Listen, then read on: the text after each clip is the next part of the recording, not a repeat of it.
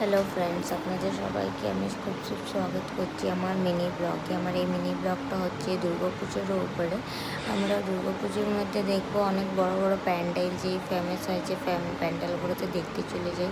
কিন্তু আমাদের বাড়ির কাছাকাছি যেই সুন্দর সুন্দর ছোটো প্যান্ডেলগুলো থাকে, মা দুর্গা থাকে, ওটাকে মিস করে দেয়। ওর মধ্যে অনেক কিছু আমাদের এমনি থাকে থিমগুলো, যাদেরকে মিস করে দেয়। আর আমার সবথেকে পুজোর মধ্যে ফেভারিট হতে চায় খাওয়া দাওয়া।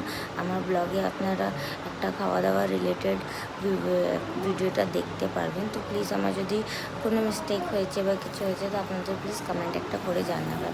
তো আপনি চলে আসুন আমার ব্লগের মেন পয়েন্টে। আমি নিজের বাড়ির কাছাকাছি অনেক কটা প্যান্ডেলে গেছি। ওর মধ্যে সবথেকে প্যান্ডেল আমাকে এটাই ভালো লেগেছে, যার মধ্যে বুদ্ধের রিলেটেড থিম ছিল। আর এখানকার মা দুর্গাও খুব সুন্দর হয়েছিল।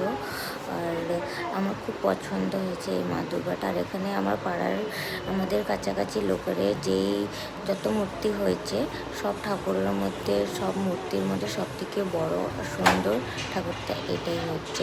আপনারা প্লিজ আমার ব্লগটা পুরো দেখবেন আর আমাকে জানাবেন আপনাকে কোন ঠাকুরটা বা কোন মূর্তিটা সবথেকে পছন্দ হয়েছে। আর একটা কথা, আমি হচ্ছে নন বেঙ্গলি, বা চেষ্টা করছি আপনাদের জন্য কি আমি একটু বাংলা ভালো করে বলি, আর আপনাদের কাছাকাছি আমি নিজের ব্লগগুলো আর নিজের থিমকা নিজের জার্নিটা আপনাদের কাছে পৌঁছাতে পারি।